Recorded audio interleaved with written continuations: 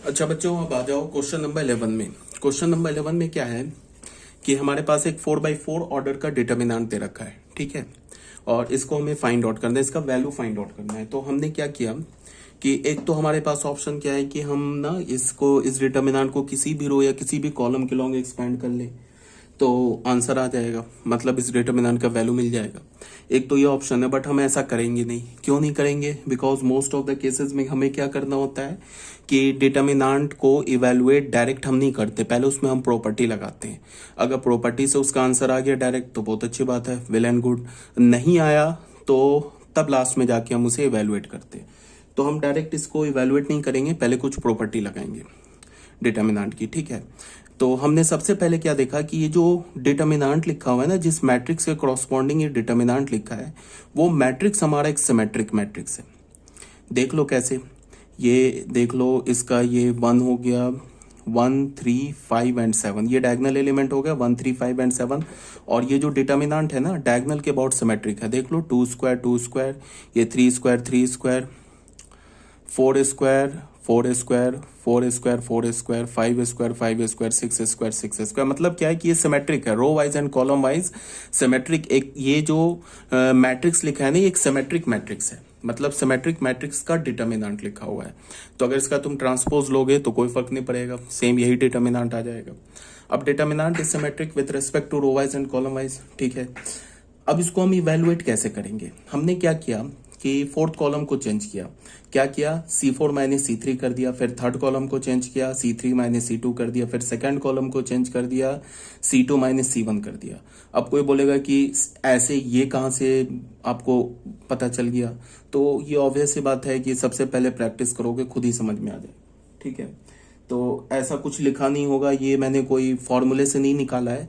ये जब प्रैक्टिस करोगे ना तो तुम्हें खुद ही ऐसा इंट्यूशन आएगा कि ये करेंगे तो ऐसे ये सिंप्लीफाई हो जाएगा, फिर ये रिजल्ट लग जाएगा, फिर ये प्रॉपर्टी लग जाएगी, आंसर आ जाएगा। ये खुद से ही दिमाग में आ जाएगा जब प्रैक्टिस करोगे तो हमने ऐसा किया तो हमें क्या मिल गया? C4 माइनस C3 का क्या मतलब हो गया? 16 माइनस 9 7, 25 माइनस 16 9, 36 माइनस 25 11, 49 माइनस 36 13। फिर इसी तरह से हमने क्या किया? थर्ड कॉलम को भी चेंज कर दिया, सेकंड कॉलम को भी चेंज कर दिया। फर्स्ट कॉलम चेंज नहीं हो रहा है, यहाँ देख लो, first column as it is रह गया। फिर यहाँ पे हमने क्या किया? फिर इस डिटर्मिनेंट में हमने क्या किया कि फोर्थ कॉलम में थर्ड कॉलम को सब्ट्रैक्ट कर दिया, फिर third column minus second column कर दिया। तो क्या होगा? 7 माइनस 5 2, 9 माइनस 7 2, 11 माइनस 9 2, 13 माइनस 11 2, फिर 5 माइनस 3 2, 7 माइनस 5 2, 9 माइनस 7 2, 11 माइनस 9 2।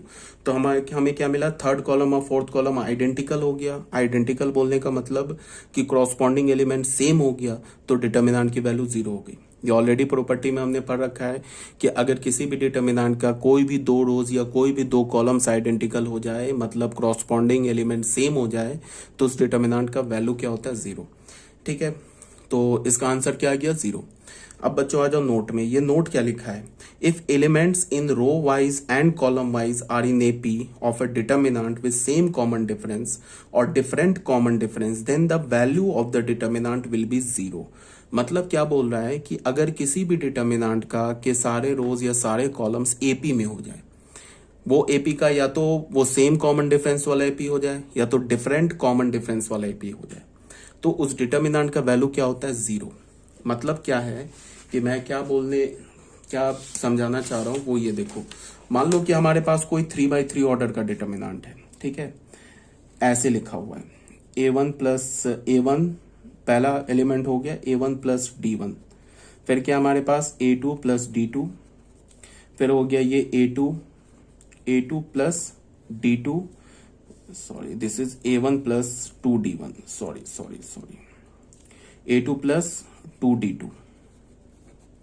फिर क्या हमारे पास A3 प्लस D3, और ये क्या है? A3 plus 2D3। ये हमारे पास कोई डिटर्मिनेंट दे रखा है, ठीक है, डिटर्मिनेंट है हमारे पास। ये 3/3 ऑर्डर का डिटर्मिनेंट है, क्लियर है। अब तुम बच्चों क्या है कि इसमें देखो, फर्स्ट रो जो हो गया, first row second row third row, ये AP में लिखा है A1 plus D1, A1 plus 2D1, A2 plus D2, A2 plus 2D2। First row भी AP में है, सेकेंड रो भी AP में, थर्ड रो भी AP में है। तो इस डिटर्मिनेंट का वैल्यू सीधे 0 हो जाएगा। कैसे हो जाएगा वो तुम ऐसे देख लो। तुम करो क्या कि इसमें C2 को चेंज करो, क्या करो C2 माइनस C1 कर दो। फिर तुम क्या करो C3 को चेंज करो, C3 में क्या करो C3 माइनस C1 कर दो, ऐसा कर दो। तो ये क्या हो जाएगा A1 A2 A3 और ये क्या हो गया D1 D2 D3। इसको सब्ट्रैक्ट करोगे तो हो जाएगा 2D1 2D2 2D3। फिर जैसे ही तुम 2 कॉमन लोगे ना तो हमारा second column and third column identical हो जाएगा, तो डिटर्मिनेंट की वैल्यू क्या होगी 0। ठीक है, तो ये मैंने क्यों बोला यहाँ पे, क्योंकि यहाँ पे देखो क्या हो रहा है कि हमारा जो second column third column and second column third column and fourth column ये एपी में आ रहा है, तो ये हमें करने की जरूरत ही नहीं थी। ये वाला जो है ना प्रॉपर्टी लगाने की जरूरत ही नहीं थी, हम डायरेक्ट यहाँ से भी देख के आंसर क्या बोल सकते थे 0। ठीक है, तो ये भी बात हो गई। अब आ जाओ बच्चों ये क्वेश्चन नंबर 12 में। क्वेश्चन नंबर 12 में क्या है कि ये डिटर्मिनेंट दे रखा है, बोल रहा है कि डिटर्मिनेंट के हमारे पास alpha beta gamma, alpha square beta square, gamma square, beta plus gamma, gamma plus alpha, alpha plus beta. ये बोला है कि लेफ्ट हैंड साइड को राइट हैंड साइड के इक्वल प्रूफ करो।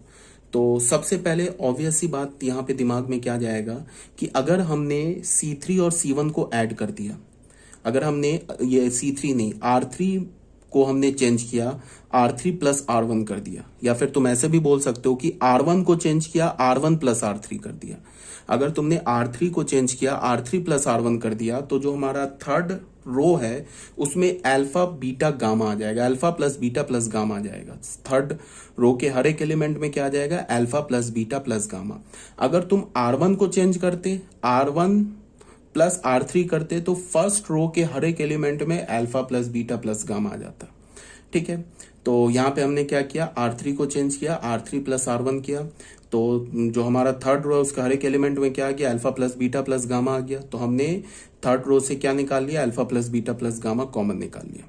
तो हमारा क्या मिला alpha, alpha square 1, beta, beta square 1, gamma, gamma square 1। ठीक है, अब क्या बच्चों मैंने तुम्हें ऑलरेडी बता रखा है कि अगर तुम्हें किसी भी रो में या किसी भी कॉलम में 1 दिख जाए, मतलब किसी भी रो का हर एक एलिमेंट 1 हो जाए या किसी भी कॉलम का हर एक एलिमेंट 1 हो जाए, तो हम क्या करते हैं कि हम 2 1 को 0 बना सकते हैं। जैसे तुम देखो थर्ड रो का हर एक कॉलम तीनों एलिमेंट 1 हो गया, तो हम इस 3 1 में से किसी भी 2 1 को 0 बना सकते हैं। हम इसे भी 0 बना सकते, इसे 0 बना सकते, या इस 2 को 0 बना दी या इस 2 को 0 बना दी, किसी भी 2 1 को 0 बना सकते। और अगर हमें किसी भी कॉलम या किसी रो बी रो में के हर एक एलिमेंट हमें 1 दिख गया, ठीक है, तो हम यही काम करेंगे। पहले क्या करेंगे कि किसी भी 2 1 को हम 0 बना देंगे। तो जैसे मान लो कि अगर मैंने इसे 0 बना दिया, इसे 0 बना दिया, तो ये 0 हो जाएगा, ये 0 हो जाएगा, ये 1 हो जाएगा। फिर हम क्या करेंगे कि थर्ड रो के लॉन्ग ही एक्सपेंड कर देंगे, तो जो 3/3 ऑर्डर का जो डिटर्मिनेंट होगा वो 2/2 ऑर्डर का डिटर्मिनेंट में कन्वर्ट हो जाएगा।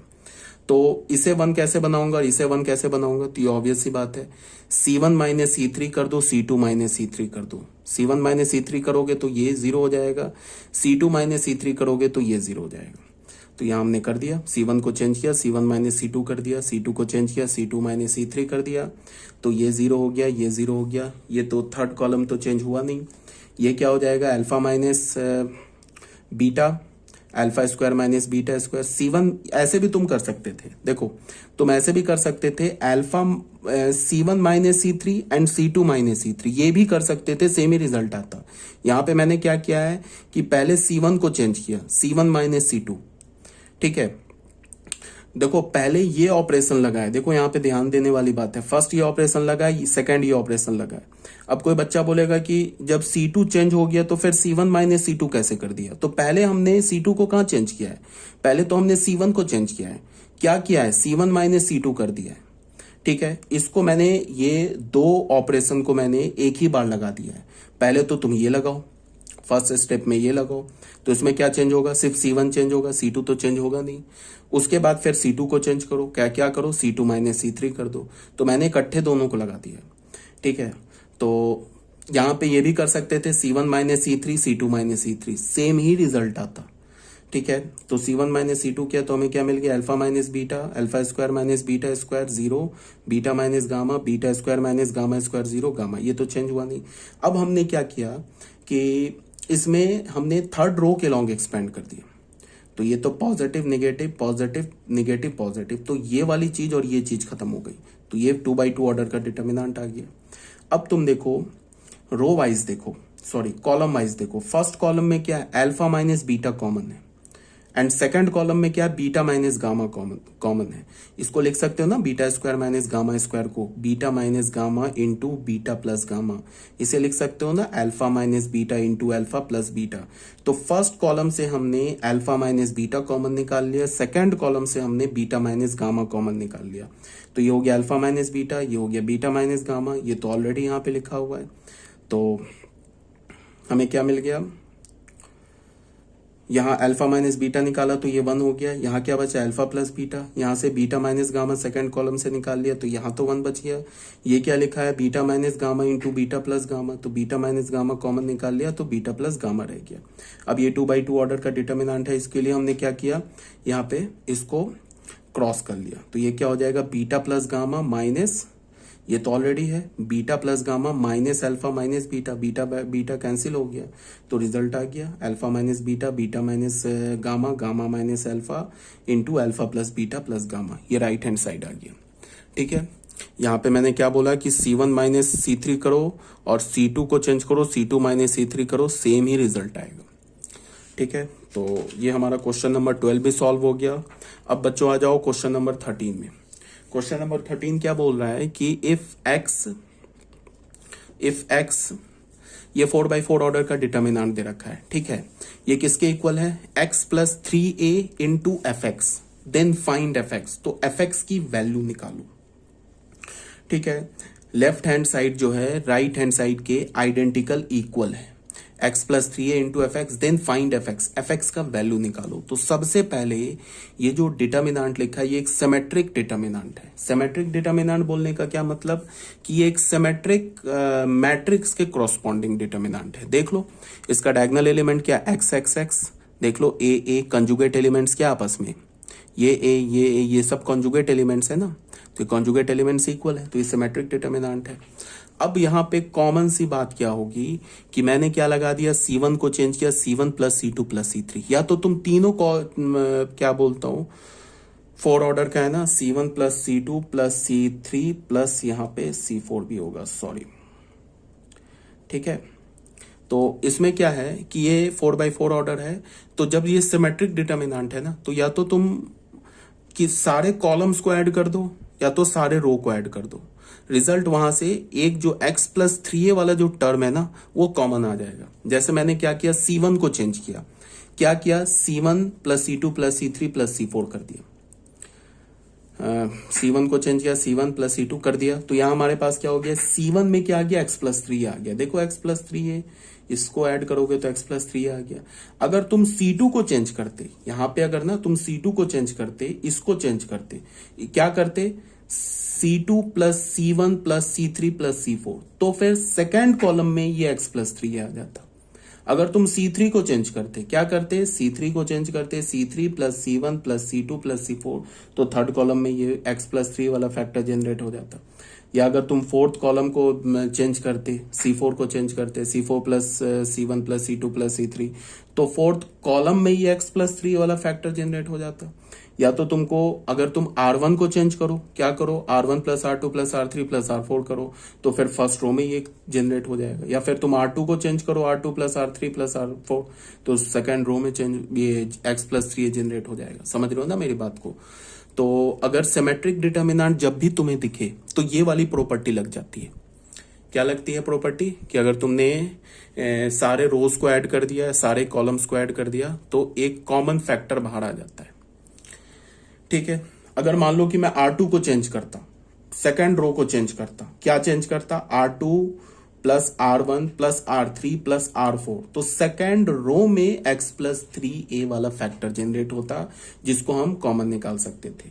ये कब होता है, जब हमारे पास जो मैट्रिक्स जो डिटर्मिनेंट है वो एक सिमेट्रिक डिटर्मिनेंट लिखा हो। सिमेट्रिक डिटर्मिनेंट बोलने का मतलब कि सिमेट्रिक मैट्रिक्स के कॉरस्पॉन्डिंग डिटर्मिनेंट लिखा हो। ठीक है, तो हमने क्या किया, C1 को चेंज किया, C1 plus C2 plus C3 plus C4, तो ये वाला फैक्टर कॉमन आ गया, इसको बाहर कर लिया, 1 1 1 आ गया। अब जैसे ही हमें फर्स्ट कॉलम में 1 दिखा, फिर हमने क्या बोला कि ये जो 4 1 है ना, इसमें से तुम 3 1 को 0 बना सकते हो, और यही हमें करना है। पहले 3 1 को 0 बनाएंगे और फर्स्ट कॉलम के लॉन्ग ही एक्सपेंड कर देंगे। तो ये जो 4/4 ऑर्डर का डिटर्मिनेंट है ना, ये 3/3 ऑर्डर के डिटर्मिनेंट में कन्वर्ट हो जाएगा। कैसे? इस 3 1 को 0 बनाएंगे, एक थर्ड कॉलम को हम चेंज नहीं करेंगे, फर्स्ट रो को, सेकेंड रो को और थर्ड रो को चेंज करेंगे, फोर्थ रो को चेंज नहीं करेंगे। क्या करेंगे, R1 माइनस R3 कर दो, R2 माइनस R3 कर दो, फिर R3 माइनस, गलत बोल रहा हूं, फोर्थ रो को चेंज नहीं करेंगे, 4/4 ऑर्डर है ना। First row, second row, third row, इसको हम चेंज करेंगे, फोर्थ रो को चेंज नहीं करेंगे। ठीक है, क्या करेंगे हम, R1 minus R4, R2 minus R4, R3 minus R4, ऐसा करोगे तो ये 3 एलिमेंट 0 हो जाएगा। तुम इन 3 एलिमेंट्स को भी 0 बना सकते थे, इन 3 एलिमेंट्स को भी कैसे बनाओगे, तब R1 को फिक्स कर दो, R2 माइनस R1 कर दो, R3 माइनस R1 कर दो, R4 माइनस R1 करो, तो ये 3 एलिमेंट 0 हो जाएगा। फिर क्या करो, फर्स्ट कॉलम के लॉन्ग एक्सपेंड कर दो, या तो तुम इसको 0 बना लो। समझ रहे हो ना बात को? ठीक है, तो हमने क्या किया कि हमने ऊपर के 3 एलिमेंट को 0 बना लिया, इस 3 एलिमेंट को। तो 0 कैसे बनाया, R4 को फिक्स किया हमने, R1 minus R4, R2 minus R3, या हमने कुछ ऐसे भी कर सकते हो, R2 minus R3, R3 minus R4, ये भी कर दो, इसमें भी कोई प्रॉब्लम नहीं है। ठीक है, या फिर चलो मैं तुम्हें करके दिखाता हूं, नहीं तो तुम लोग ना कंफ्यूज हो जाओगे। चलो इसको रहने दो, मैं डायरेक्ट यहां करके दिखाता हूं। देखो, जैसे हमारे पास क्या लिखा है, x प्लस 3a,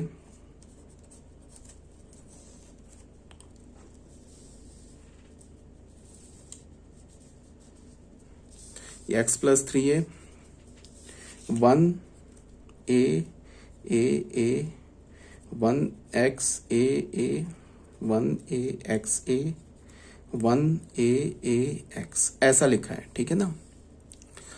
तो यहां बच्चों देखो क्या है कि मान लो कि मैंने ऐसे किया, पहले 3 इसको 0 बनाया, इसको 0 बनाया, इसको 0, किससे, फर्स्ट रो से 0 बनाया। कैसे बनाया, R2 को हमने चेंज किया, क्या किया, R2 माइनस R1 कर दिया। फिर हमने R3 को चेंज किया, क्या किया, R3 माइनस R1 कर दिया। फिर हमने क्या किया, R4 को चेंज किया, क्या किया, R4 माइनस R1 कर दिया, ऐसे कर दिया। ठीक है, तो यहां से हमें क्या मिल जाएगा, देखो x प्लस 3a, पहला रो तो चेंज होगा नहीं, तो 1a, ये 0, ये क्या होगा, x माइनस a, ये क्या होगा 0, ये क्या होगा 0।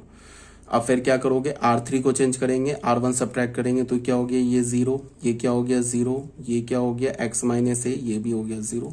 फिर R4 को चेंज करेंगे, R4 माइनस R1, ये हो गया 0, ये हो गया 0, ये हो गया 0, ये हो गया x माइनस a, ऐसा हो गया ना।